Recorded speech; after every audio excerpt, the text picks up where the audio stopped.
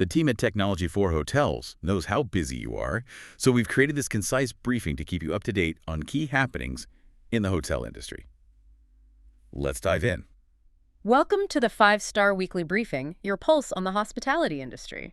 This week's briefing is brought to you by GAIN, Growth Advisors International Network, a global network of C-level experts providing strategic advisory and commercialization services to hotel groups and hospitality tech innovators.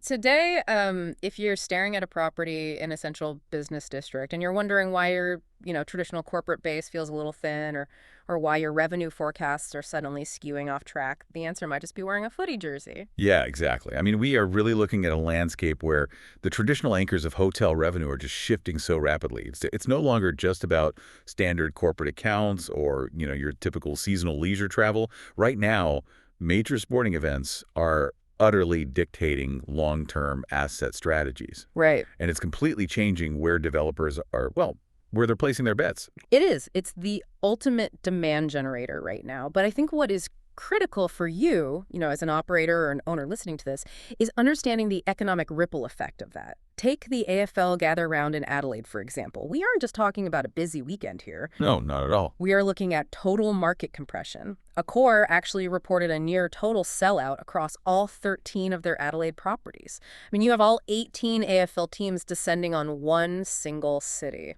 All at once. And over half of those guests are flying in from Victoria, New South Wales, and Queensland. So when a CBD reaches that absolute compression, meaning you literally cannot put another bed in the city center and your room rates have hit their absolute ceiling, that economic energy, it just has to flow outward. Yeah, it's basically physics. Exactly. Basic physics for revenue management. Adrian Williams, who's Accor's chief operating officer for the Pacific, he noted that this intense pressure actually pushed regional assets like the Novotel Barossa Valley to 100% capacity. Wow. And that outward flow is where the real long-term strategy lies, right? Because those regional assets are capturing guests who might, under normal circumstances, insist on a CBD stay. Yep. They wouldn't normally look twice at a regional booking. Right. But once you force a trial of a high-quality regional property, you've potentially won a repeat customer for that specific hotel. And that's completely independent of the sporting event that brought them there in the first place. That is such a good point. And Meriton Suites is actually observing that exact mechanism, and they are kind of weaponizing it for the 2026 State of Origin series. Oh, really? How so? Well, they aren't waiting for the spillover anymore. They are launching a highly targeted inventory push, specifically leveraging their properties near major sporting hubs. So, George Street in Parramatta, Herschel Street in Brisbane, and their Melbourne CBD asset. Smart. Yeah, they are treating these events as fundamental pillars for their seasonal revenue strategy now. They aren't just treating them like lucky spikes on the calendar anymore. Which honestly explains the aggressive development pivot we're seeing across the board. IHG Hotels and Resorts is a really prime example of this.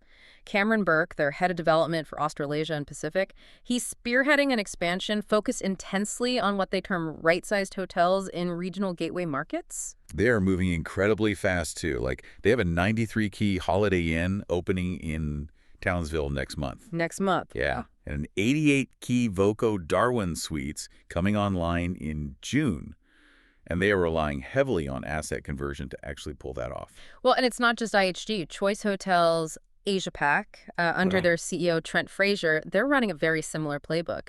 They're expanding their Northern Territory portfolio with the refurbished 63-room Comfort Inn Darwin, partnering with owner Richard Ting. And even Quest Apartment Hotels is pushing out. Right, with Quest Bairnsdale. Exactly. Opening Quest Bairnsdale in East Gippsland for corporate and leisure extended stays. So, think about how we traditionally visualize the hospitality map. It has almost always been a hub and spoke model, right? Sure, yeah. The CBD is the high-yield hub. It's the reliable profit center. And the regional markets are the spokes. But looking at this capital flowing outward, you really have to ask, are we witnessing a permanent structural shift here? Are these secondary markets actually becoming the industry's new primary targets? I think they have to be, purely out of mathematical necessity. I mean, the barrier to entry in a primary CBD right now is just punishing. Oh, absolutely. The cost of land acquisition, the construction delays, the sheer density of branded competition, all of that severely slows down your return on investment. Exactly. The math on regional gateways is entirely different. They often suffer from a lack of high-quality branded supply. So if you can bring a globally recognized brand into a regional market, utilize their massive distribution network, and then run a highly efficient, lean operating model, your speed to profitability just accelerates dramatically. Yeah, those traditional spokes are really becoming highly lucrative micro hubs. They are. But, changing where you build a property instantly changes who is walking through the front Yeah, I doors, get right? it. And what they actually expect from the physical space. Mhm. You can't just drop a traditional 1990s hotel layout into a regional hub and expect it to yield, Definitely not. which brings us squarely into what we're calling the flex hybrid era. Yeah, the traditional silos, the corporate transit hotel, the Cure Leisure Resort, the long stay apartment, they're all dissolving. Matthew Horvat, who is Best Western's Cluster General Manager in Bangkok, he offered a really brilliant diagnostic on this. He is watching the mid-scale four-star segment actively outperform the luxury sector in his market. That is fascinating.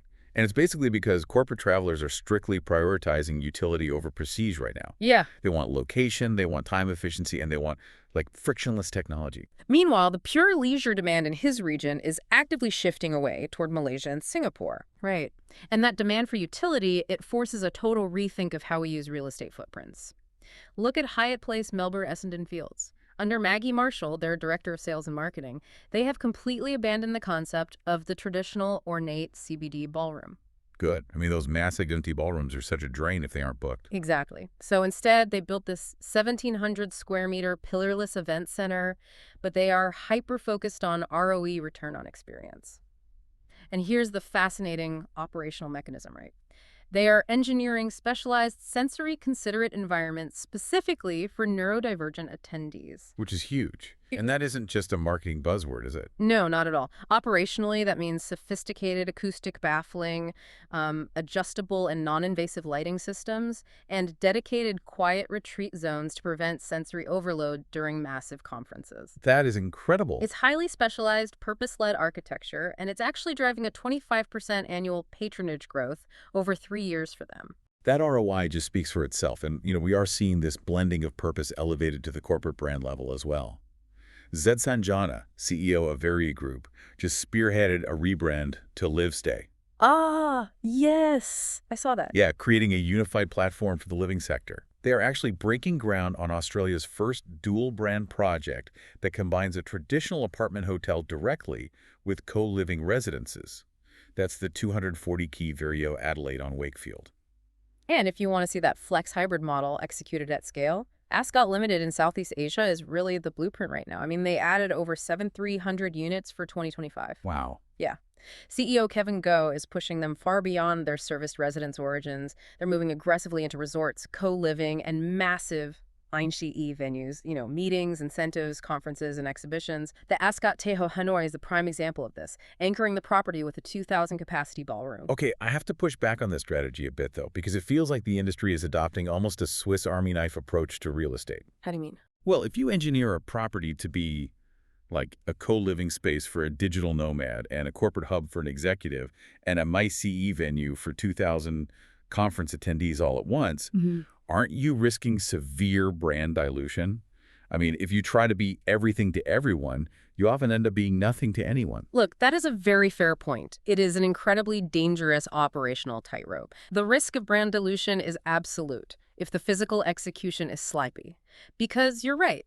If a long-stay, co-living guest who treats the property as their home is constantly navigating around 2,000 convention-goers swarming the lobby, the experience fails for both demographics. Right. So how do they actually solve it? It comes down to brilliant architectural zoning and just ruthless back-end management. It requires separate elevator banks, dedicated transit flows, segregated acoustic zones. It's all about maximizing the yield per square meter at different times of the day without letting those distinct guest profiles ever negatively intersect. Got it. So keeping them completely siloed within the same shell. Exactly. Well, while those mid-scale and hybrid models are capturing that, utility-driven guest, traditional high-end properties are certainly not just rolling over. They are vigorously defending their territory through intense capital expenditures and strategic repositioning. Oh, they are drawing a firm line in the sand. 1834 Hotels, led by CEO Rodney Herricks, they rebranded the former Quality Apartments Adelaide Central to Mantra Adelaide Central just to plug directly into Accor's commercial distribution power. Makes sense. And over in Malaysia, Irama Hotel and Resorts is transforming the former Grand Seasons in Kuala Lumpur into a massive 766-key five-star powerhouse. Huge undertaking. And Swiss Bell Hotel International is executing a multi-brand expansion across 8 Indonesian cities in the first quarter of 2026 alone. It's busy out there. It really is. And the physical luxury upgrades we're seeing are immense. The Intercontinental Sydney Coogee Beach is unveiling a multi-million-dollar refurbishment, and that features an oceanfront infinity pool, the new Aliva Spa, and even pickleball courts. Pickleball is everywhere now. And Travel Plus Leisure Co. completed a major upgrade of Club Wyndham Mission Beach. They strategically aligned it with a $19 million local council revitalization project. Oh, nice synergy there. Yeah. Plus, Club Med and Central Group Capital are bringing a 303-room exclusive collection resort to Koh Samui by 2028. And IHG signed the Kimpton Kota Kinabalu, which is a 350-key beachfront luxury lifestyle resort. But, you know, the conversation around luxury today has evolved past just high-end amenities. Yeah. It is fundamentally tied to independently verified sustainability.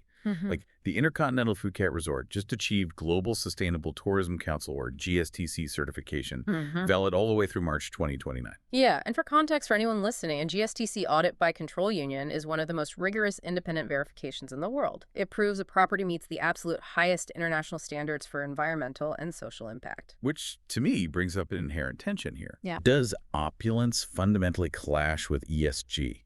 I mean, if you are building multi-million-dollar infinity pools that naturally lose water to evaporation and massive air-conditioned atriums and these sprawling mega resorts, doesn't that directly conflict with the rigorous environmental standards required for a GSTC certification? Well, it certainly used to, but that is exactly why sustainability is now considered the ultimate form of luxury. For the modern high-net-worth traveler, environmental responsibility is just a non-negotiable baseline. Right. True luxury today is the ability to swim in that oceanfront infinity pool without the cognitive dissonance of environmental guilt. I see. So the engineering behind the scenes is what justifies the massive premium. Precisely. To make an infinity pool GSTC compliant, you are talking about implementing complex solar thermal heating, aggressive gray water recycling systems, closed-loop energy grids. That behind-the-scenes engineering is staggeringly expensive to install, but that is the new cost of entry. You have to pay to play?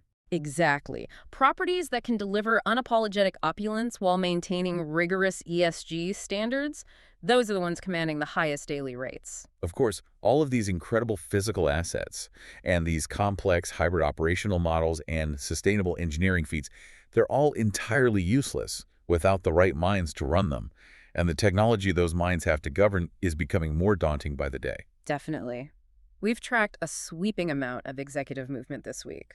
If we look at the stars in motion, you can see strategic chessboard moves across 3 distinct operational tiers. Right. At the structural and executive level, we see Clark Henratty stepping up as CEO of HEI Hotels and Resorts after a 23-year tenure with the company. 23 years, that brings some deep institutional knowledge to the top job. Absolutely. And Brad Mercer has also taken the reins as CEO at Lion Eagle Hospitality. Nice. Then you have the boots-on-the-ground operational leadership, right? The people who are actually executing these complex hybrid models we talked about. Jeremy Tan is the new hotel manager at Nasuto. Craig Ryan takes over as general manager at the Standard X in Melbourne.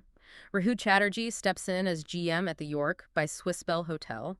And Ashley Gorell is taking charge as general manager at Imagine Hotels and Resorts. And finally, driving the physical growth and infrastructure, Narit Farik has been elevated to Chief Development Officer at Amora. Scott Armstrong is the new Director of Development for Australia and New Zealand at Choice Hotels. Andy Betty takes over as Chief Engineer at Accor, and Ray Vincent Marquez moves up to Front Office Manager at Crowne Plaza, Melbourne. It's a lot of moves, and every single one of these leaders is stepping into a technological landscape that is truly unprecedented in its complexity. The new Stanford University 2026 AI Index report paints a very clear picture of what they are up against. Southeast Asia has basically emerged as the global leader in AI optimism and trust. Which is huge, and the capital being deployed is just staggering. Singapore is leading the world with a 61% generative AI adoption rate. Wow. And Malaysia is backing that up with a 2 billion ringgit sovereign AI cloud commitment. The industry is spending billions to integrate smart rooms, automated revenue management, and generative guest communications. But, The Stanford report also highlights a really critical vulnerability here, the governance gap. Despite the billions being spent, the regional maturity score for responsible AI governance sits at just 2.5 out of 4.0. Ouch. That score means most organizations are still stuck in the integrating phase. Like, they have got the tools, but they do not possess full operational control over them. Consequently, they're leaning heavily on global tech partners giants like Accenture and Amadeus to bridge their internal skills gap. Right, and it is a profound operational irony. Hospitality brands are deeply optimistic about AI. They're financing its integration, but they are entirely outsourcing the brain of their operations. Think about the risk there. It's massive. If your dynamic pricing algorithm, which is owned and operated by a third party, suddenly hallucinates or misinterprets market compression like we saw in Adelaide, you don't have the internal mechanism to govern or correct it. You are basically a passenger in your own vehicle. So for all those newly appointed CEOs and general managers we just mentioned, how do they close that governance gap? I mean, how do you regain control of the steering wheel when the technology is moving this fast? It requires a fundamental cultural shift. Leaders must stop viewing AI as a plug-and-play vendor solution and start treating it as critical infrastructure, exactly like plumbing or electricity. That makes a lot of sense. Right. That means hiring internal data ethicists. It means building localized AI governance frameworks so your staff aren't just passive end users of a black box system, but active, trained managers of it. Operators who internalize that control will absolutely dominate the market because they won't be held hostage by the update schedule of an external tech provider. Which leaves us with a really critical question to consider as you review your own strategies this week. We've unpacked the capital flight to regional gateways, the delicate architectural balancing act of flex hybrid models, and the intense engineering required for sustainable luxury. But as our physical properties evolve into highly automated spaces driven by complex AI, will the final defining competitive edge of a hotel in 2026 simply be the quality of its human element? That wraps up this week's 5-Star Weekly Briefing. Thanks for tuning in and staying informed with the latest in the hotel industry. Don't forget to check out our 5-Star Conversations podcast, where Brendan Granger from Technology for Hotels sits down with the industry's most influential leaders to uncover their journeys, insights, and the future of hospitality. It's a must-listen for anyone passionate about elevating their guest experience and driving innovation in the hotel world. Until next time, stay well and stay ahead. See you next week.